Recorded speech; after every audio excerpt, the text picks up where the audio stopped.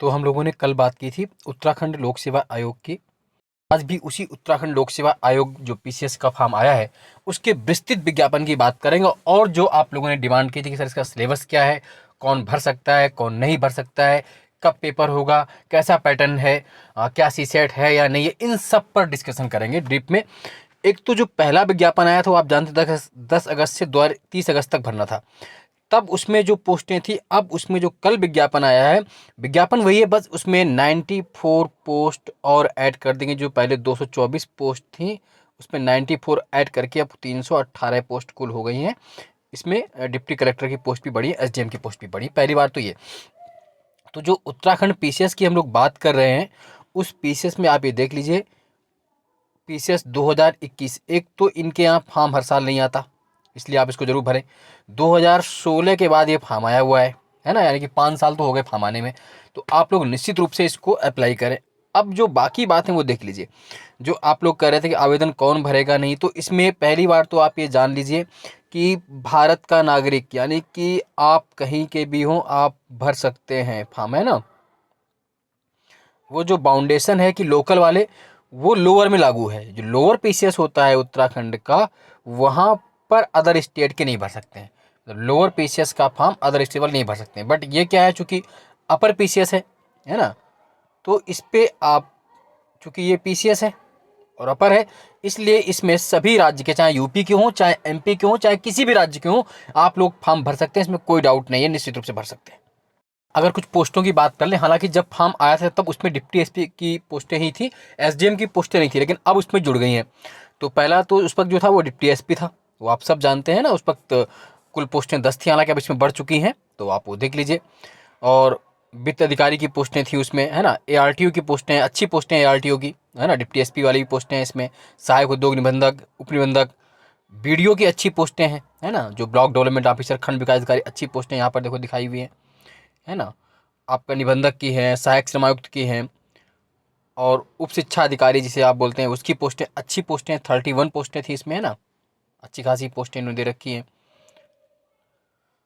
Staff officer की। और भी आपके इस तरह करके कुल ये पोस्टों का पूरा विवरण है, ये आप देख लीजिएगा।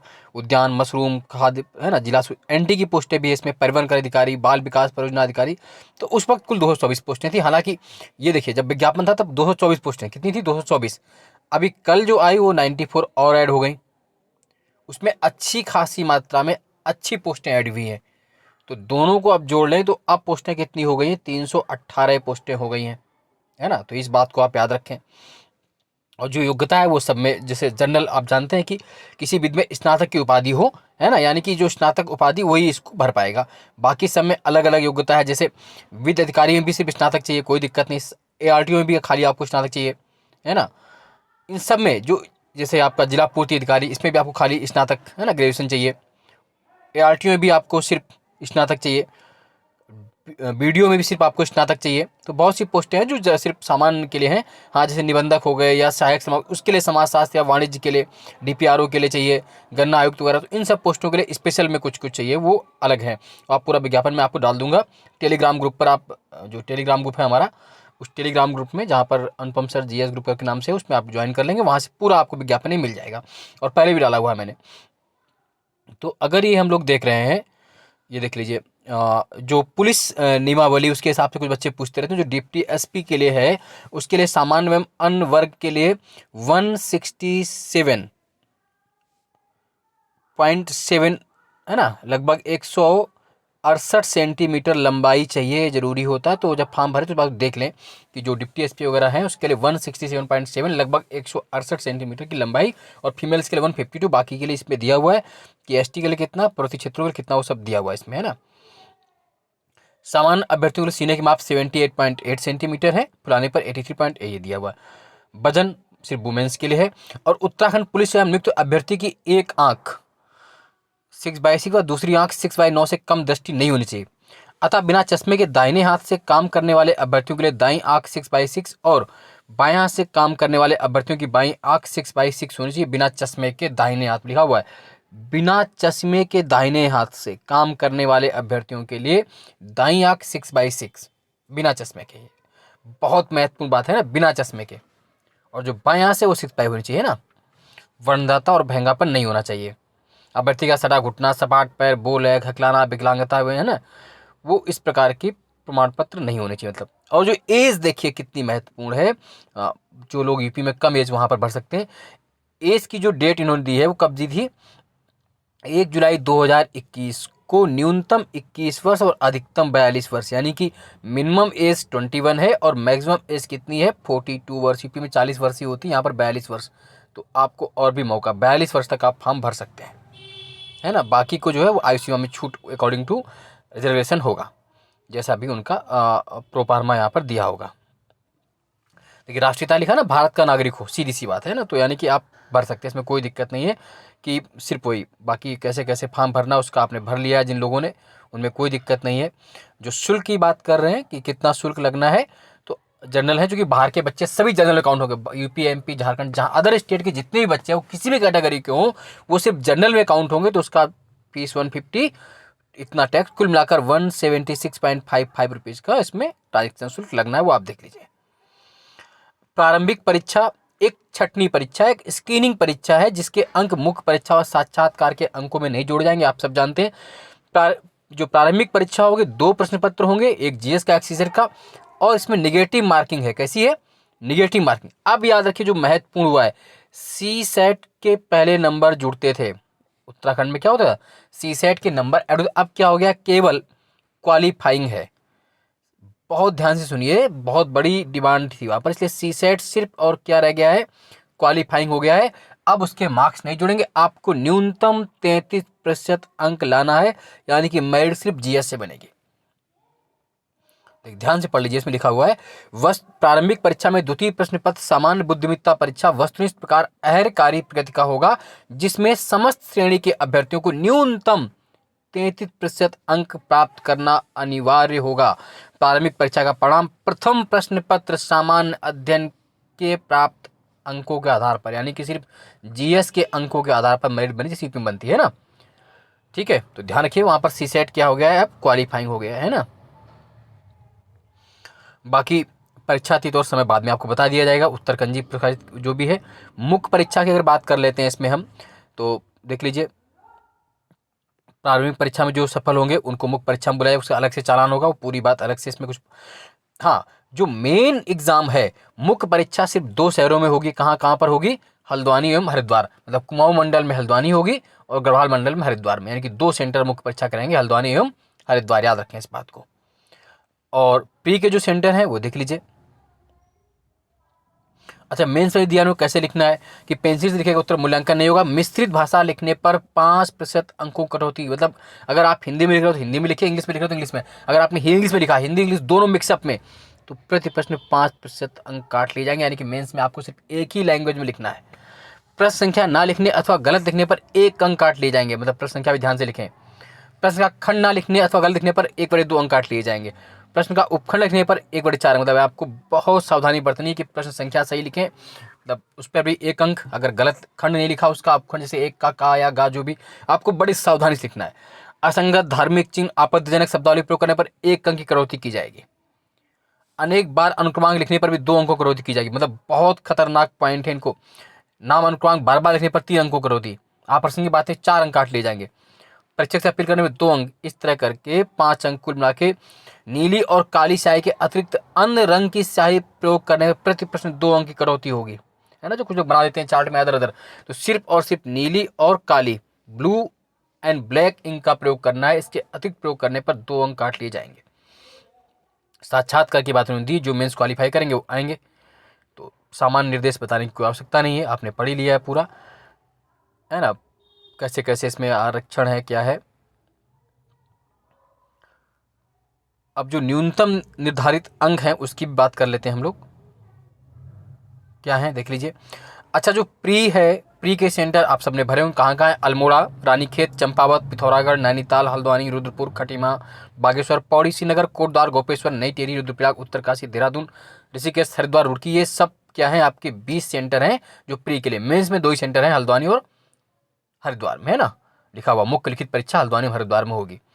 अब देख लीजिए परीक्षा योजना क्या है, तो सेम वही है कि जो सामान्य अध्ययन है, जनरल स्टडीज़ है, वो 150 अंकों का है। प्रत्येक प्रश्न 1 अंक का, कुल प्रश्न 150, कुल अंक 150। 2 घंटे में आपको 150 प्रश्न करने हैं यूपी की तरह। और सीसेट 100 अंकों का, 150 प्रश्न का है, 2 घंटे का है, 1.5 अंक का। लेकिन ये सिर्फ क्वालिफाइंग है, मेरिट सिर्फ किससे बनेगी? जीएस से बनेगी, पहले नहीं थी। इसी बार ये क्वालिफाइंग किया गया, बहुत बड़ी सूचना है आपके लिए परिवर्तन। उसके पहले ये सिर्फ क्वालिफाइंग नहीं था, उसके बैंक जुड़ते थे यूपी की तरह। अब देख लीजिए जो मेन परीक्षा है इनकी, मुख्य परीक्षा है। पहली बात तो इनके यहाँ मुख्य परीक्षा में कोई ऑप्शनल सब्जेक्ट नहीं है ना। यूपी की तरह से हिस्ट्री या ज्योग्राफी कोई भी सब्जेक्ट नहीं है ना। मुख्य परीक्षा में कोई भी आपको अपना सब्जेक्ट नहीं चुनना, सबके लिए कंपलसरी है और सब लिखित पेपर होंगे।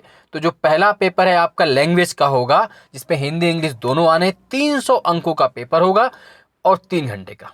ये पहला पेपर कितने अंक का है आपका देख लीजिए, यहाँ पर साफ लिखा हुआ है। प्रथम प्रश्न पत्र लैंग्वेज 300 अंक, अधिकतम 3 घंटे। और देख लीजिए इसी तरह दूसरा पेपर देख लीजिए आपके लिए बना हुआ है कि द्वितीय प्रश्न पत्र, जिसमें भारत का इतिहास, राष्ट्रीय आंदोलन, समाज एवं संस्कृति, history of India, national movement, society and culture, ये 200 अंकों का है। ध्यान रखिए लैंग्वेज वाला 300 अंकों का था, ये 200 अंकों का 3 घंटे का। इसी तरह तीसरा प्रश्न पत्र आपका भारतीय राज व्यवस्था, सामाजिक न्याय एवं अंतर्राष्ट्रीय संबंध, Indian polity, social justice and international relations, 200 अंकों का 3 घंटे का ये पेपर भी होगा। चतुर्थ प्रश्न पत्र जो चौथा पेपर है, भारत एवं विश्व का भूगोल, geography of India and world, 200 marks 3 hours.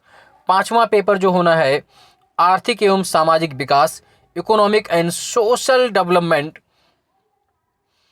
200 अंकों का 3 घंटों का। छठा पेपर सामान्य विज्ञान एवं प्रौद्योगिकी, general science and technology, 200 marks का 3 आवर्स। और सातवां पेपर सामान्य अभिरुचि एवं आचार शास्त्र, general aptitude and ethics, 200 marks का 3। कुल मिला के पेपर कितने हो गए आपके, आप देख लीजिए 6 पेपर आपके 200 नंबर के हो गए, तो 6 दूनी 12, यानी 1200 नंबर का ये हो गया, और 300 लैंग्वेज, तो कुल मिला के 1500 अंकों का मेंस होगा। ध्यान ये रखना है कि जो भाषा प्रश्न पत्र है उसमें न्यूनतम 35% अंक प्राप्त करना अनिवार्य होगा। अगर 35% अंक आपके लैंग्वेज पेपर में नहीं आते हैं तो फिर आपके बाकी कॉपी भी चेक नहीं होगा, मतलब पासिंग फिर माने, यानी न्यूनतम 35% अंक लाना ही अनिवार्य है। और इंटरव्यू आपका 200, यानी मेरिट कितने बनेगी, 1500 मेंस के प्लस 200 इंटरव्यू के, टोटल 1700 अंकों पर आपका रिजल्ट आएगा। फाइनल जो होगा 1500 का रिटन और 200 का इंटरव्यू। प्री का जो पाठ्यक्रम है वो पूरा इसमें दिया हुआ है, आप उसको देख लें।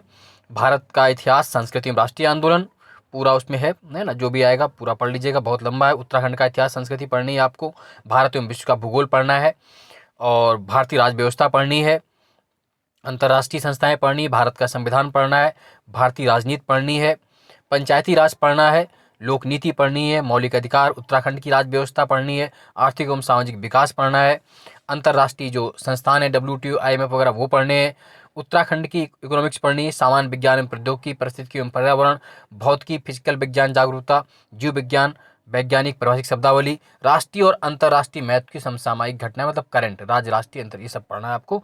सीसेट वाला पेपर सेम उसी तरह का है, वो आप देख लेंगे। देखते हैं मुख्य परीक्षा में जो पहला प्रश्न पत्र आपका लैंग्वेज का है, 3 घंटे में 300 वर्णों का सामान्य हिंदी, सामान्य अंग्रेजी एवं निबंध, 3 शामिल है, general Hindi, general English and ऐसे राइटिंग। तो जो सामान्य हिंदी आनी है वो पूरी व्याख्या मैं नहीं करूंगा, आप पढ़ लीजिएगा, ज़्यादा होगा। सामान्य हिंदी कितने अंक की, 150 अंक की है, 150 अंक इसमें उपसर्ग प्रत्यय वगैरह सब शामिल रहेंगे, तो 150 की तो आपकी हिंदी हो गई। और उसके बाद आपका 20 मार्क्स की इंग्लिश हो गई, तो 170 ये हो गए।